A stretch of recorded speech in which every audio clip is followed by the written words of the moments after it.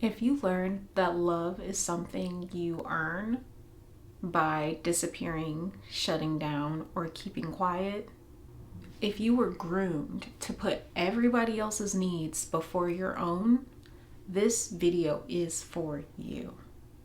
You might seem calm on the outside, but on the inside, you know you're anxious, you're heavy, you're sad, you're overwhelmed.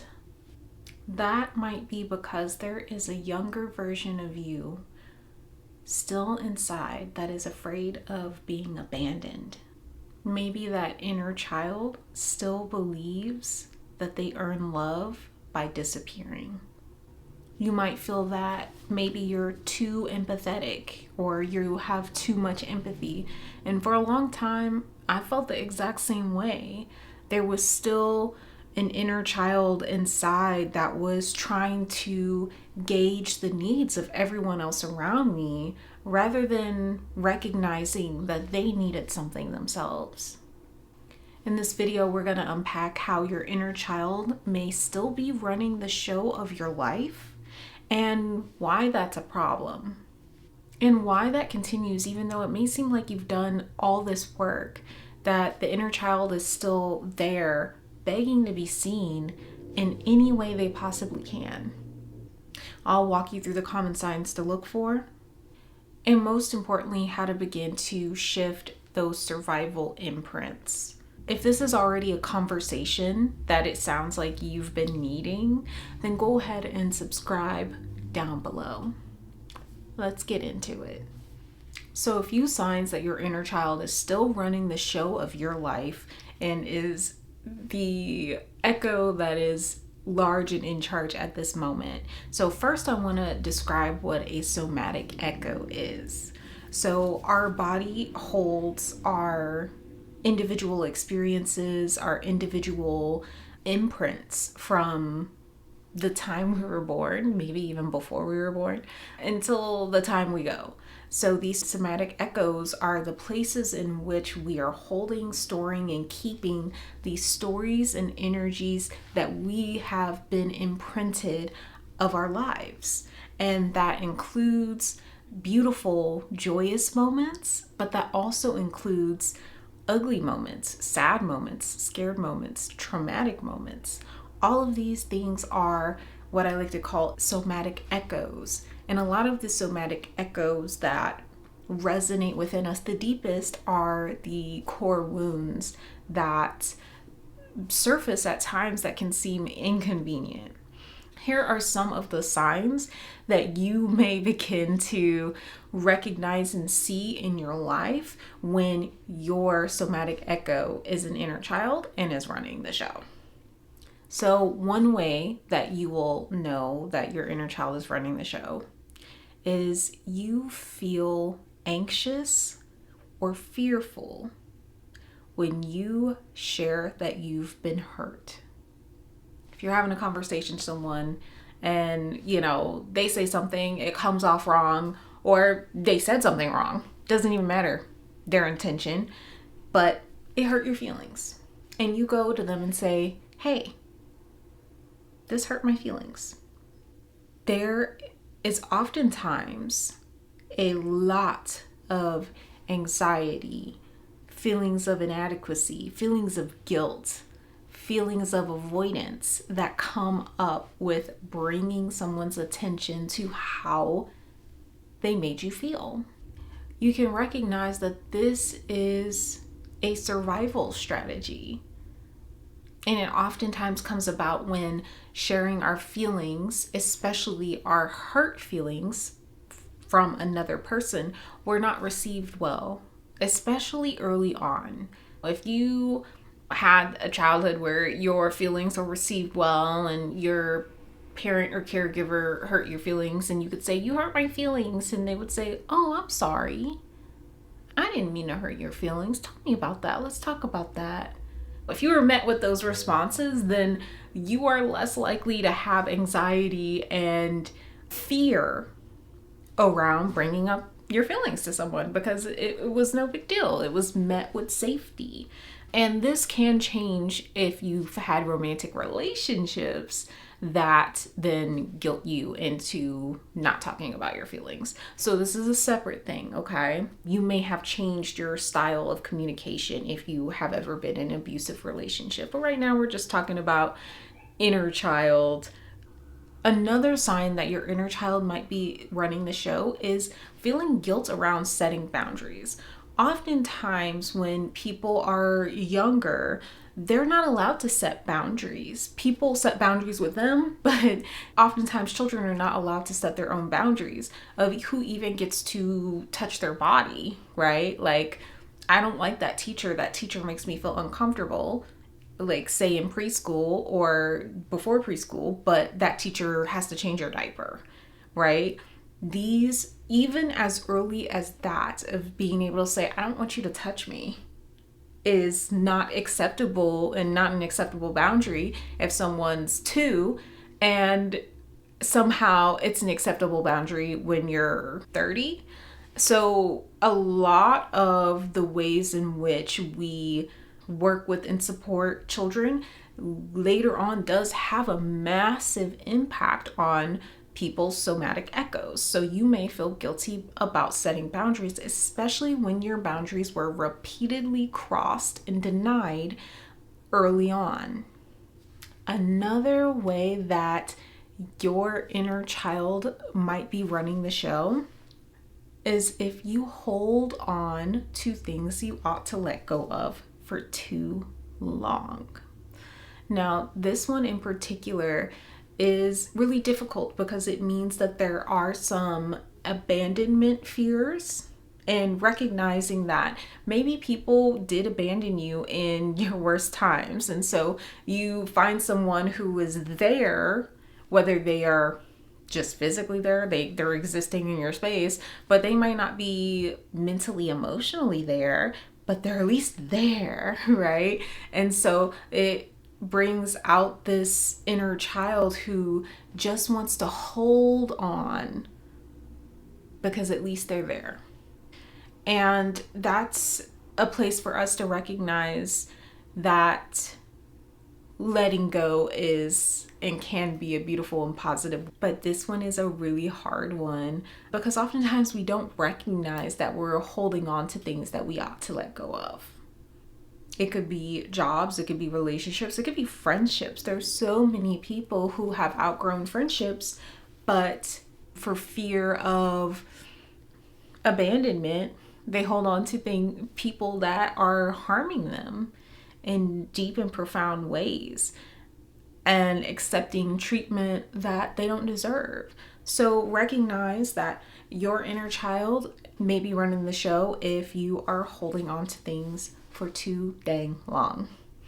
Another way to know that your inner child is running the show is because you attach quickly or you ghost when things get too real.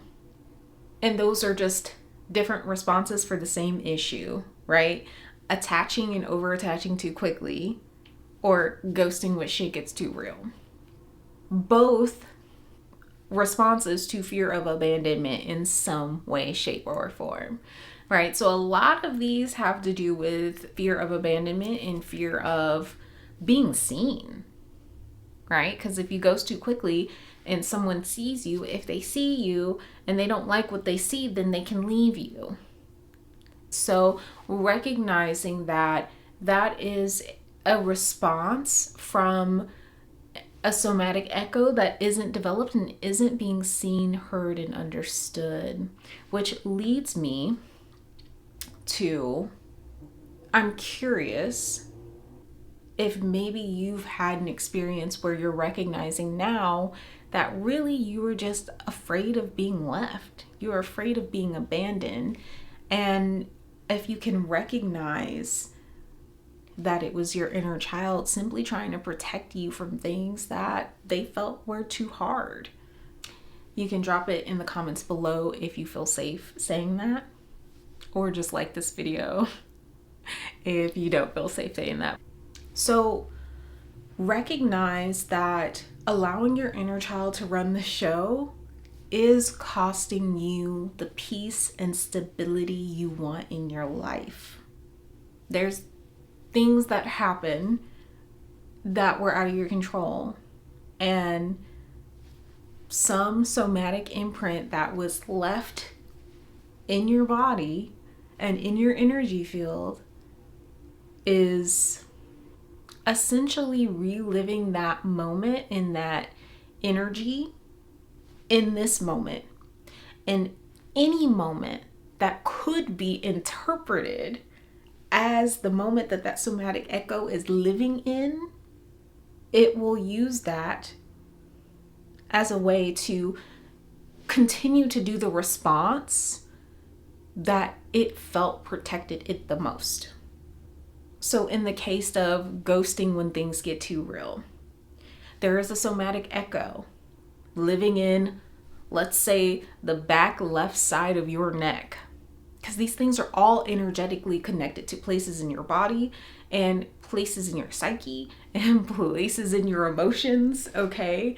So let's say the left back side of your neck is a somatic echo of you running away every time shit gets too real. Maybe there's a pain pattern that happens every time you enter a relationship and shit gets too real and you get too close and then you're out. You're out. Those are all actions that that somatic imprint felt it had to take to keep you safe. And oftentimes you're not consciously aware of how you are reacting from a place that was 10 years ago, that was 15 years ago that you're reacting from, but you don't know that. You don't recognize the root and where that root is stored in your body. So it is costing you relationships that could be good, could be positive, could be beautiful, friendships that could be positive and beautiful, recognition and being seen. Okay, because oftentimes what we're really doing is hiding from anyone who could possibly see us for all that we are, all that we exist as.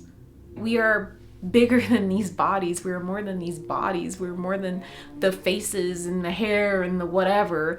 We are deeper than that. You are deeper than that.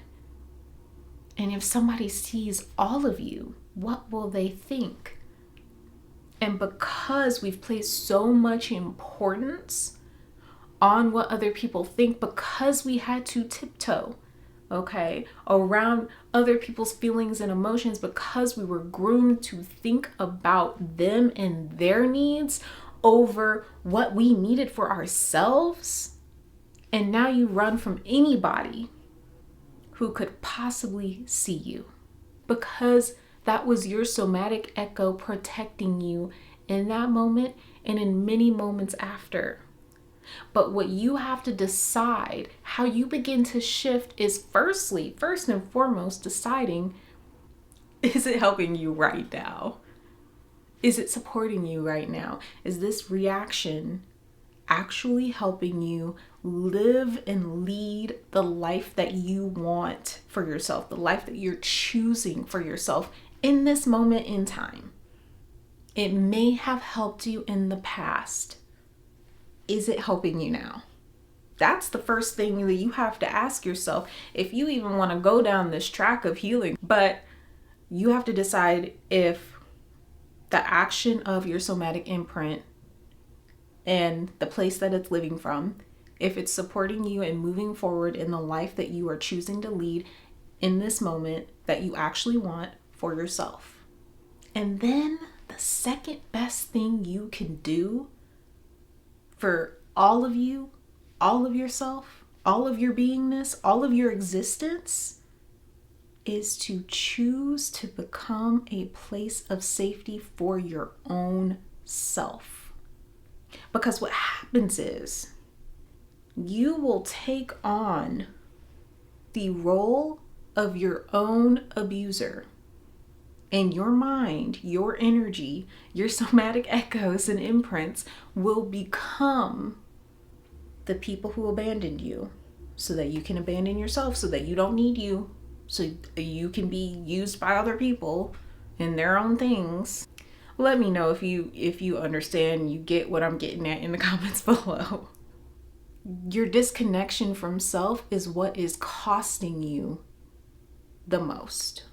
Become a place of safety for the inner child and the younger self that needed safety, that needed support, that needed presence. If this spoke to something real in you, go ahead and like this video and share it with 2 of your friends. Thank you, and until next time.